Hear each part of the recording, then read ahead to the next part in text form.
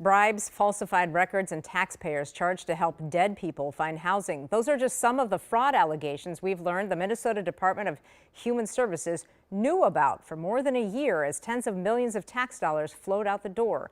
Here's investigative reporter AJ Legault with the latest findings in Housing Hustle, a Recovery Inc. investigation. Fancy cars, fly-by-night companies. You're billing thousands of dollars for work that's not being done. Fake meetings. They just billed us for nothing. Forged names. I did not sign this legal document. Homeless veterans. I never met any of these people.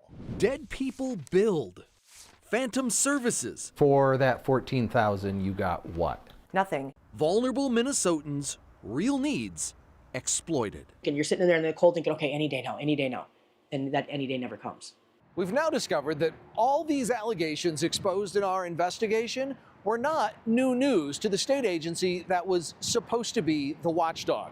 The Department of Human Services, DHS, had been, for more than a year, warned repeatedly. It's stunning. GOP State Rep Kristen Robbins chairs the House Fraud Committee and reviewed what KARE 11 uncovered.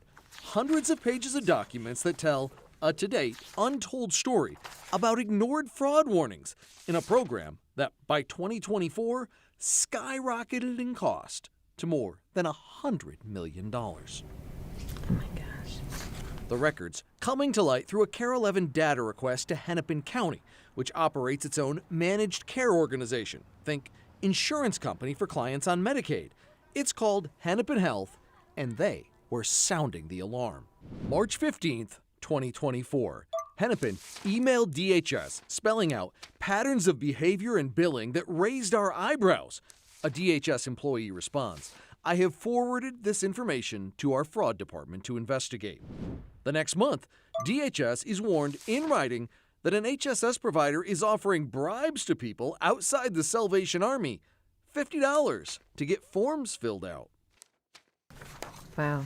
So they had credible allegations of fraud and bribery. So, what happened? On May 6th, Hennepin emailed DHS's Office of Inspector General asking if county complaints about kickbacks being offered are making their way to their team.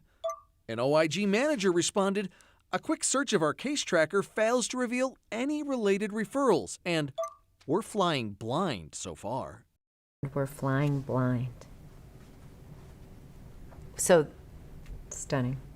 Goes in a black hole and no one even knows that these referrals are being made. 2 months later, Hennepin Health sent DHS an official fraud referral for the state's largest HSS biller, a company called Start Today Hennepin. County investigators substantiated fabricated records and billing for service that occurred after 3 recipients had passed away.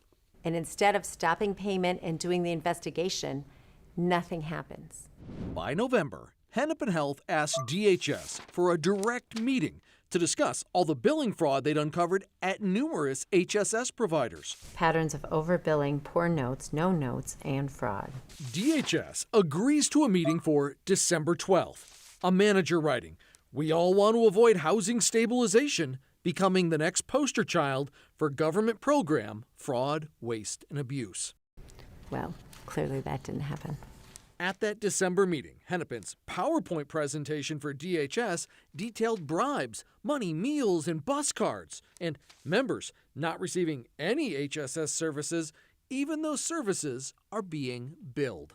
The county was fed up. They began banning multiple HSS providers from billing their clients, including Start Today, whom they cited for multiple examples of fraud and demanded repayment of $141,000. But DHS took no action and allowed other insurance providers to continue being billed. Hennepin Health stopped the payments to that provider, and DHS continued to provide payments. It's unconscionable. Despite all they knew, DHS actively downplayed to lawmakers the extent of fraud on the agency's watch. Because there's a lot of rumors of fraud more than there is actual fraud. In a January Senate hearing, 10 months after Hennepin sent its first warning, then DHS Commissioner Jody Harpstead said she believed there was no massive widespread fraud in DHS programs because her Inspector General team was on top of it. People know it, and they didn't dare try to do that in our licensed or unlicensed services. Harpstead left her job a few weeks later, replaced by temporary Commissioner Shireen Gandhi, who previously served as Deputy Commissioner and Chief Compliance Officer. I think the team did not understand, we did not understand the sophistication of fraud that was happening here at DHS in this program. It wasn't until May 1st, the day KARE 11 published an investigation exposing alleged HSS fraud, that DHS began taking urgent action. Did the department act urgently enough when it first started learning that there might be widespread fraud in this program? That's a good question, and I think in hindsight, no. If we knew then what we know now, we would have been acting a lot faster. 2 months later, the feds started raiding the HSS businesses KARE 11 had spotlighted, citing a massive scheme to defraud. And finally, on August 1st, DHS's acting commissioner announced plans to terminate the program due to a lack of ability to stop fraud. Who here at DHS is being held accountable for allowing this fraud to get so far out of control? I think all of us have to be accountable. It's going to take all of us to put the state in a better position to fight these criminals. To date, 115 individual HSS businesses have been banned from billing Medicaid due to what the state labels credible allegations of fraud. Now, to be transparent with viewers, Representative Robbins' interview was conducted before the recent announcement that she was running for governor. For KARE 11 Investigates, I'm AJ Legault.